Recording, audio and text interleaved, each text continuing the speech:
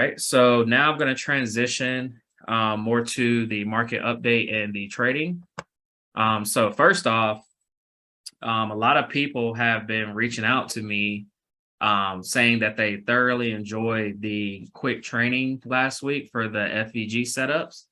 And a lot of people have said that they've implemented these strategies and they have a very high win rate when they're trading this particular strategy. So I posted a video in the DCG group, the Facebook group, actually earlier today, kind of detailing an entry I took this morning. So for example, I traded the NASDAQ this morning. I was only in it, in total, in and out, maybe about an hour today, and cleared about $1,200, which, is amazing. $1,000 a day is, a dream for a lot of people. And all I'm doing is using the exact same strategy that I talked about last Wednesday on the call.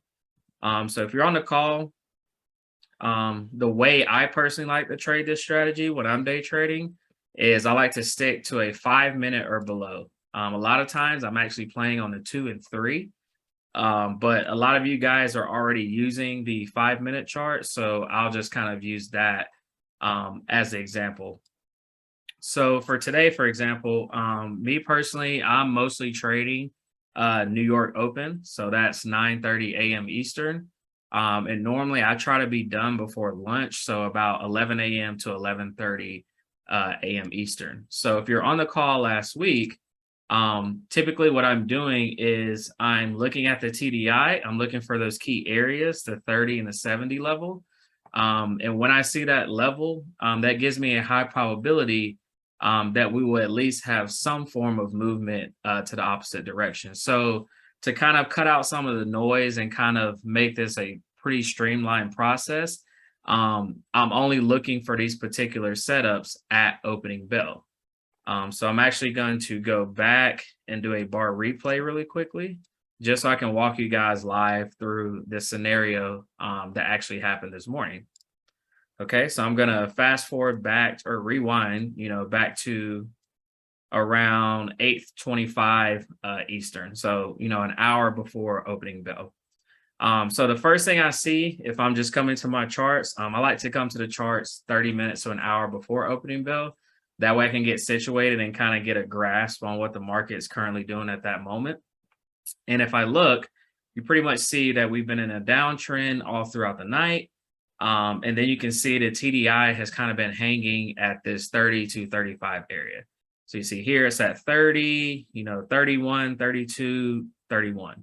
So in that key area that we want to actually start looking for buy setups. Okay. So if you remember what I said on the call, if you're entering the market at opening bell and the TDI is in these areas on the lower time frames, you're looking for that first green FVG to form at opening bell. So I'm going to let this play out real quick. Okay. So we're going to kind of wait till it gets to about 9:30, which is opening bell.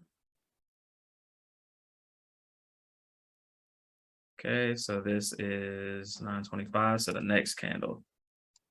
All right, pause. Whoops. Oh my guys, let me go back one more time. Didn't pause it in time. Give it a second. All right, I'm gonna hit play one more time.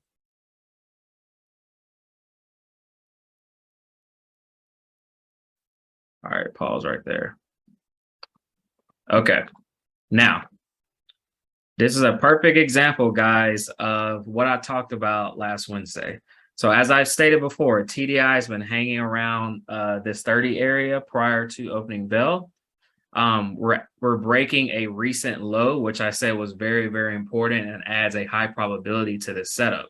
So if you look here in the past from the previous day, this was the low of the previous day, which is a high area that price loves to react at. So if you look here right before opening bell, we actually broke the previous day low. Okay, we'll retested it more say. And then, like I said, when you have the TDI around the 30, you have a nice green FVG because you want to buy in the green FVGs and you want to sell in the red FVGs, but only when the TDI is in your favor, and you're sitting at market lows, or you've just recently broken a market low or market high. Okay, so right at 9:30, we get this blast straight up. We're sitting here consolidating, we blast it straight up, which causes this fair value gap here. So if you're on a call, you want to enter the trade inside of this fair value gap, okay? If it's the first setup where you recently broke a low, I'd like to enter at the midpoint or the bottom half of that FVG zone, okay? Now, once you enter, your stop should be right by the recent low, okay? If you follow this strategy, most of these setups are going to occur. Your FVG box is going to be very close to the low. So what does that do? That gives you a very small area of risk so that if this trade does go against you, you're not losing a ton of funds. Okay, that's the point of trading. Point of trading is capital preservation. And if you can stay in the game long enough without blowing through your capital, you're going to have days that pay you out extravagantly, and you're going to make enough for 1, 2, 3, 4, 5 days of trading. Okay, so Darrell, let me ask you this question. So you're, just as an analogy, you're in Thinkorswim and you're setting a trail stop. So I'm not on Thinkorswim. I mean, it's the same concept, but I'm using MT4. But okay. So you said, am I using a trailing? Well, I mean, so in an instance, when you say set it before your last recent low, and so you're releasing your trail stop. Say if you were, in my instance, it would be Thinkorswim. I'm releasing my trail stop. I guess I'm not understanding you. So because, you know, we're using different formats, and yeah, so what I mean is just the normal stop loss. So when I enter a trade in these areas, as soon as I enter the trade, I'm setting my stop loss. So a trailing stop is technically a stop loss that is in profit once you're already in profit on a particular trade. But a normal stop loss, what I call it, is the stop loss you set as soon as you take the trade. Because if, let's say I took an entry here and price immediately went against me, I can't put in a trailing stop because I'm already in the negative. So a regular stop loss is just a point that says, okay, I'm willing to exit this trade at a loss if price comes to whatever particular area I set it at. So if I would, if you took this trade this morning, your stop loss should have been, 11,049, 11,048, somewhere in there. Okay, so if you're entering the trade, let's say midpoint of the box at 11,090, 11,095, you're immediately setting a stop loss at 11,050, for example. Oh, that's a stop loss limit. Right. Yep. Because you want to mitigate risk. The point of trading is, like I said, don't take big losses. Okay. So if you can go ahead and have a defined point on a chart that you're willing to let price move back to, that's going to save you a lot of headache in your journey. Does that make sense? Yeah, it does. It's a trail stop limit in Thinkorswim. Yeah. Brandon may be able to explain the Thinkorswim side better. I think he's on the call. Hey, what's going on? Yeah, what's good? Busy. You hear me, Darrell? I'm sorry. I didn't know you were on here. I'm sorry. It was so Stephanie,